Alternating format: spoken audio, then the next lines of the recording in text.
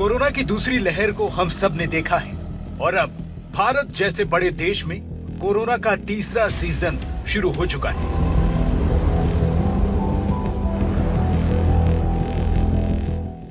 Corona के इस नए वेरिएंट का भारत पर अटैक हुआ है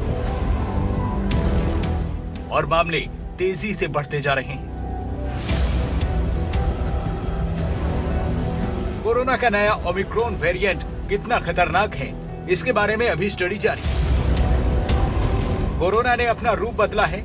अभी तक जानकारी यह है कि ओमिक्रॉन कोरोना के किसी भी वायरस के वेरिएंट के मुकाबले बहुत तेजी से फैला है। ये वेरिएंट कितना तेजी से फैल रहा है, वो इस बात से समझ सकते हैं कि 24 नवंबर को पहली बार इस वेरिएंट को दक्षिण अफ्रीका में डिटेक्ट किया गया और कुछ ही दिन में इसने दर्जनों देशों पर अटैक कर दी। भारत भी इससे अछूता नहीं है। इस वेरिएंट की पहचान होने के सिर्फ 2 दिन बाद इसे वेरिएंट ऑफ कंसर्न घोषित कर दिया गया। WHO का ये कदम बताता है कि ये कितना संक्रामक है। रिपोर्ट के मुताबिक ओमिक्रॉन के स्पाइक प्रोटीन में 30 से ज्यादा बार म्यूटेशन हो चुके हैं। भारत सरकार ने भी अपने एक बयान में ओमिक्रॉन को डेल्टा के मुकाबले 5 गुना ज्यादा संक्रामक बताया है। यद्यपि अर्ली डेटा यह बताता है कि इसका ग्रोथ रेट अभी काफी ज्यादा है, लेकिन कितना ट्रांसमिसिबल है इसके लिए और एविडेंस की जरूरत है। यह काफी अर्ली अंडरस्टैंडिंग है और इसको हमें एविडेंस के बेस पर फर्दर समझने की जरूरत है। डिजीज सीवियरिटी के बारे में भी उन्होंने बताया है कि रिपोर्ट अब तक आई है उसमें माइल्ड टू सीवियर केसेस पाए गए हैं, लेकिन जैसे कि कुछ रिपोर्ट्स में कहा गया है कि साउथ अफ्रीका में हॉस्पिटलाइजेशन बढ़ा है, तो उसमें उनका कहना यह है कि यह जरूरी नहीं है कि हॉस्पिटलाइजेशन ओमिक्रॉन की वजह से ही बढ़ा हो। यह भी हो सकता है कि अधिक संख्या में केसेस आने की वजह से भी अधिक संख्या में लोग हॉस्पिटल में जा रहे हों। तो इससे इंक्रीज सीवियरिटी ऑफ केसेस के बारे में अभी कोई क्लैरिटी नहीं है, फर्दर एविडेंस की जरूरत है। कोरोना की दहशत से जैसे जैसे लोग बाहर आ रहे थे, लोगों के चेहरे से मास्क हट रहे थे। इस बीच कोरोना का नया बदला रूप ओमिक्रॉन का अटैक लोगों को टेंशन देने लगा है। अगर जरा सी भी ढिलाई बरती गई तो भारत एक बार फिर से कोरोना की पहली और दूसरी लहर वाली स्थिति में पहुंच सकता है। विदेश से आने वाले लोगों की कोरोना टेस्टिंग हो रही है। क्वारंटीन का निर्देश पहले ही दिया जा चुका है। सरकार की चुनौती लोगों को इस वेरिएंट से बचाने की है। तो वैक्सीन लगवाने से आप निश्चिंत ना हो। वैक्सीन लगवा ली है तो उसके बाद भी आपको प्रोटेक्शन जरूर लेनी है।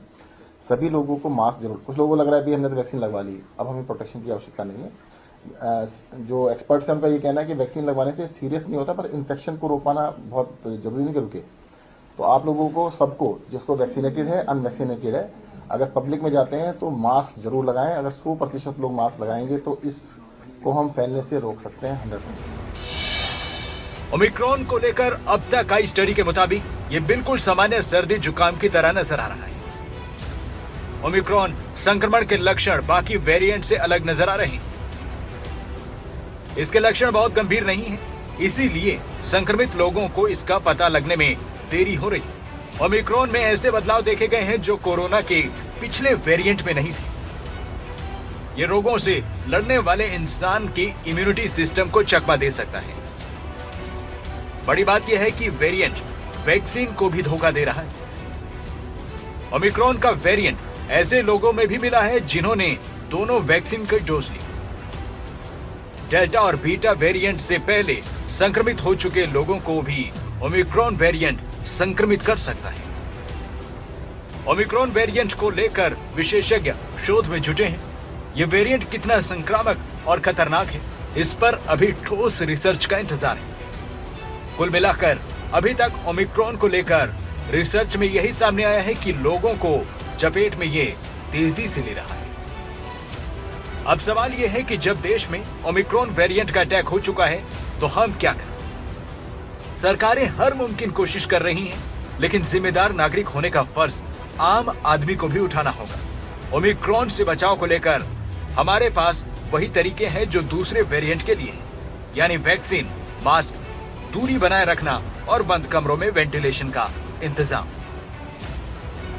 न्यूज डेस्क रिपोर्ट, खबरें अभी तक।